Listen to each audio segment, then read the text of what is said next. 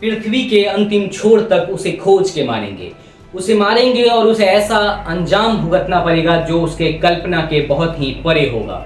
ये वाक्य है हमारे प्रधानमंत्री नरेंद्र मोदी जी का। नरेंद्र मोदी जी भारत वापस लौटते हैं सऊदी अरब के दौरे से और सबसे बड़े उच्च अधिकारियों का मीटिंग लेते हैं और उस मीटिंग में कुछ बहुत बड़े फैसले लिए जाते हैं। वो फैसले हैं कि सिंधु जल समझौते पे जो भी समझौता था उसको सस्पेंड कर दिया जाएगा, इसके साथ ही वीजा रद्द किया जाएगा, इसके साथ ही और कई सारे ऐसे फैसले जो कि पाकिस्तान को सबक सिखाने के लिए लिया गया। लेकिन उसके जस्ट बाद पाकिस्तान एक प्रेस कॉन्फ्रेंस करता है और इसके जवाब में वो ये दिखाता है इस समझौते से उसे फर्क नहीं पड़ रहा है। वो अपने आप को निडरता साबित करने की कोशिश कर रहा है और वो ये भी दिखाता है कि चीन उसको इसमें साथ दे रहा है। फिर से दोबारा विपक्षी दल के सर्वदलीय बैठक बुलाई जाती है और उसमें अमित शाह जी से कई सारे विपक्ष सवाल पूछते हैं, उनका वो जवाब देते हैं, वो अपनी गलती मानते हैं, वो और इंटेलिजेंस फेल्योर भी बताते हैं।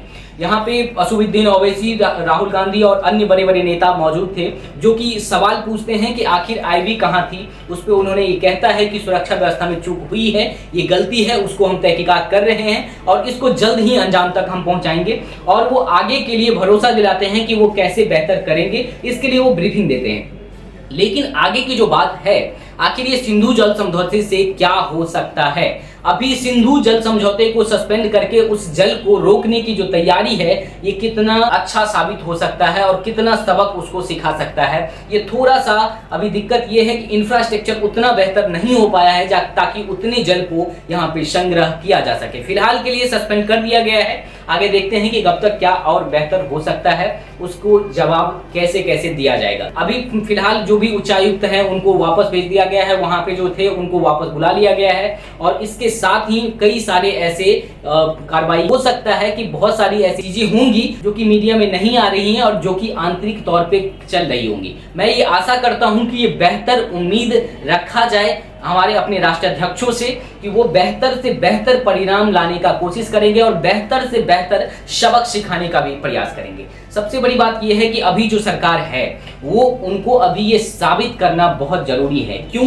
क्योंकि हाल फिलहाल में 8 अप्रैल को जस्ट अमित शाह का दौरा वहां पे खत्म हुआ था। उन्होंने ये बिल्कुल सबको सांत्वना दिलाया था कि बिल्कुल वहां पे सुरक्षा व्यवस्था सही है, कोई दिक्कत नहीं है, सब नॉर्मल है। अभी जस्ट एक आतंकी हमले के बाद दूसरी बात, फिर से उस दौरे के जस्ट इतने ही कम दिन में दूसरा इतनी बड़ी हादसा हो जाती है, ये बहुत ही बड़ी सवाल खड़ा करता है। वहां पे जो जायजा लेने के लिए अमित शाह जी गए थे, या तो उनके आला अधिकारी उन्हें गलत तरीके से समझाते हैं या तो अमित शाह जी सही से तहकीकात नहीं कर पाए हैं और इस चीज के लिए उन्हें बहुत ही ज्यादा अपने आप पे गिल्ट फील कर रहे हैं। और इस चीज को वो सर्वदलीय बैठक में उन्होंने ये माना भी, वो अपनी गलती को स्वीकार भी किए, इंटेलिजेंस फेलियर को वो उन्होंने स्वीकारा और आगे इस पे काम करने के लिए उन्होंने दिलासा दिलाया। आगे हम देखेंगे कि क्या कर सकता है, लेकिन अभी फिलहाल का जो हम देख रहे हैं, पाकिस्तान जब बैठक करता है इसके जस्ट बाद उस बैठक का आप जब क्लिप देखेंगे तो उस बैठक में पाकिस्तान हर एक चीज को खारिज करता है। वो ये दिखाता है कि मुझे बिल्कुल दर्द नहीं है कि हमारा भारत जो है सो पानी रोक रहा है, वो नहीं रोक सकता है। उसे अभी ये भरोसा है कि भारत पानी नहीं रोक सकता है। आखिर फिर अब हम लोग को ये डाउट करने लगा है कि आखिर कब तक ये चल पाएगा और क्या क्यों उसको इतना भरोसा है अपने आप पे।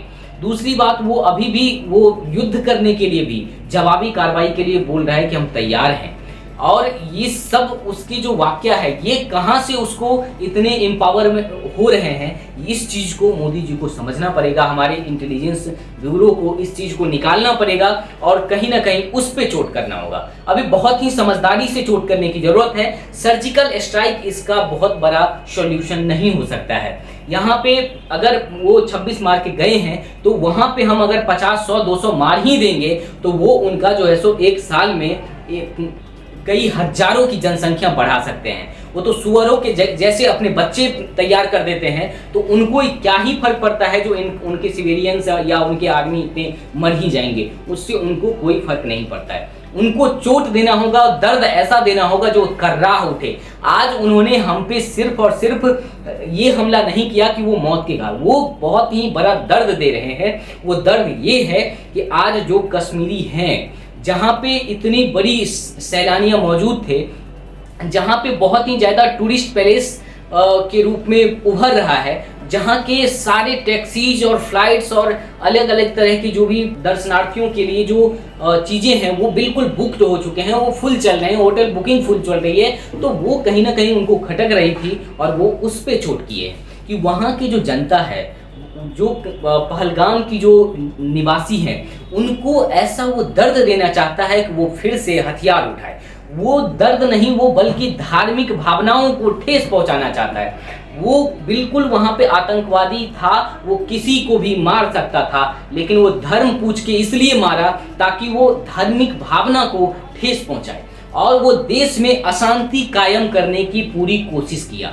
वो उसका मारना मोटिव नहीं था, उसका मोटिव था अशांति फैलाना। अगर मारना ही मोटिव होता तो वो फिर उस बच्चे को क्यों नहीं मारा, उस महिला को क्यों नहीं मारा, लेकिन वो सिर्फ और सिर्फ मारा उसको जिससे कि वो धार्मिक भावनाओं को ठेस पहुंचाए, यहाँ पे अशांति की माहौल ला सके और जहाँ पे टूरिस्ट इतने जा रहे थे वहाँ टूरिस्ट जाना खत्म हो जाए। वहाँ पे दूसरा कोई व्यवसाय है नहीं जिससे कि वहाँ पे ऐसी गरीबी आए और उस गरीबी के चलते वो मजबूर करे आतंकवादी वहाँ के लोकल निवासी को हथियार उठाने पे। लेकिन इस बार थोड़ा सा सब्र करना होगा।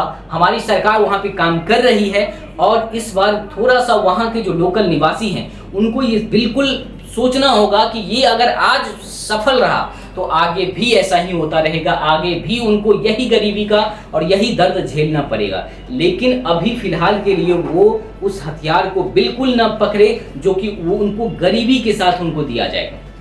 भारत के साथ वो जुड़ के बेहतर आशा रखे, बेहतर होगा, बेहतरी की पूरी संभावना है। हमारी सरकार के साथ अन्य देशों के भी सरकार का जो भी बयान आ रहे हैं, आप चाहे अमेरिका की देख लें, आप चाहे इजराइल का देख लें, ब्रिटेन के देख लें, हर तरफ से सरकार को ये बयान मिल रहे हैं कि वो उनके साथ हैं और इसमें जहां तक भी ज़रूरत पड़ेगी हमें विदेशों से भी समर्थन मिलेंगे। लेकिन अभी फिलहाल के लिए पाकिस्तान को समझाने के लिए भारत बहुत ही काफ़ी है और भारत ऐसे ऐसे तरकीब निकाल सकते हैं जो कि ऐसा दर्द उनको दे सकता है जो वो कर्राह के मर जाएंगे। लेकिन अभी फिलहाल के लिए बहुत ही शांति से उनको सबक सिखाना पड़ेगा। बहुत जल्दबाजी में कुछ नहीं हो सकता है। खून के आंसू जो हमारे देशवासी रोए हैं उनको बहुत ही जल्दबाजी में सारा चीज़ चाहिए होगा, लेकिन फिलहाल उनको थोड़ा सा सब्र करने की भी ज़रूरत है क्योंकि जो हमारी शासन तंत्र काम कर रही है वो कुछ ऐसा ही निकाल के देंगी जो कि आपको उस पर मरहम का काम करेगी। लेकिन बस ये है कि आगे ना हो इसके लिए भी सरकार को इस बार आप सभी सवाल पूछते रहिए और सरकार को ये जवाब देना पड़ेगा कि आगे के लिए वो कैसे सुनिश्चित करे कि ऐसी घटना वहाँ पे ना घटे, क्योंकि अगेन एंड अगेन कई सारी ऐसी घटना हो चुकी है। आज सरकार को जो हमारे चाचा का जो ट्रीटी था, चाचा नेहरू जी का, वो सस्पेंड करना पड़ा। बहुत ही अच्छा निर्णय है। पाकिस्तान को ये लग रहा था कि ये निर्णय बिल्कुल ऐसा नहीं हो सकता है, लेकिन आज सस्पेंड हुआ। उम्मीद करते हैं कि ये सस्पेंड रखा जाएगा और आगे जैसे हमारी दुर्गा देवी जो जिन्हें कहा जाता है इंदिरा गांधी जी को, उनका जो एक्शन प्लान था उसी एक्शन प्लान के तहत हम लोग को अभी फिर से कहीं ना कहीं पाकिस्तान से काम करना पड़ेगा, पाकिस्तान से लड़ना पड़ेगा और फिर से उसे घुटने के बल खड़ा करना पड़ेगा। वो आज फिर से अपना औकात भूल रहा है, उसको थप्पड़ मार के औकात याद दिलाना पड़ेगा। आज वो ऐसा दर्द पाने का हकदार हो गया है जो कि बहुत ही ज़्यादा दर्दनीय होना चाहिए, जो कि वो कभी भूले नहीं। आज वहाँ का जो जालिम जर्नल है उस पे हमेशा सरकार को नज़र रखना चाहिए और हमारा सरकार इस पे हमेशा आगे के लिए भी ये सतर्कता बरतते कि वो एक अगर बयान कर रहा है आखिर उसका कुछ न कुछ हमेशा जाली मोटो रहेगा। वो आज शांति भड़काने के साथ साथ वो बहुत बड़ा आघात पहुंचाया है, पूरे विश्व में ये माहौल बनाया है कि भारत एक अशांति देश है। इससे हमारी अर्थव्यवस्था पे भी क्षति पहुंचेगा। इसलिए भारत को भी उसकी अर्थव्यवस्था पे ऐसा चोट देना पड़ेगा। जितने भी नवल है, जितने भी उनके जो पानी के रास्ते हैं उनको बंद कर दिया जाए, जहां से उनको ब्लॉक कर सकते हैं वहां से ब्लॉक किया जाए, उनके रीढ़ को तोड़ दिया जाए ताकि वो दोबारा खड़े ना हो सके। आज वो अपना औकात जो भूल रहे हैं वो औकात दोबारा याद दिलाने की ज़रूरत है। जो पीछे हम लोग कई बार उनको याद दिला चुके हैं, उनको हम लोग कई बार जो माफ़ी किए हैं, आज उस माफ़ी का गलती का एहसास हो रहा है। आज उनके आर्मी को इतने बड़े सरेंडर करवा के उनको रिहा कर देना, ये हमारे लिए बहुत बड़ा गलती था। उस गलती का एहसास आज हो रहा है। अब दोबारा ऐसा गलती नहीं किया जाना चाहिए। उनके आर्मी का तो क्या, उनके निहत्थे लोगों को भी ऐसे दर्द दे देना चाहिए जो कि उनको जिंदगी भर के लिए सबक बन जाए।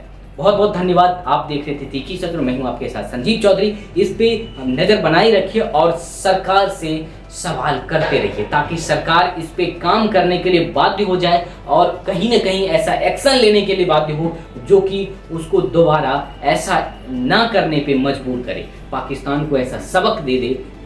चाहे चीन के गोद में वो क्यों ना खेल रहा हो, तो भारत को भी जहां से भी मदद की जरूरत पड़े वो ले, लेकिन इस समय उसको बहुत ही कड़ी जवाब देने की जरूरत है।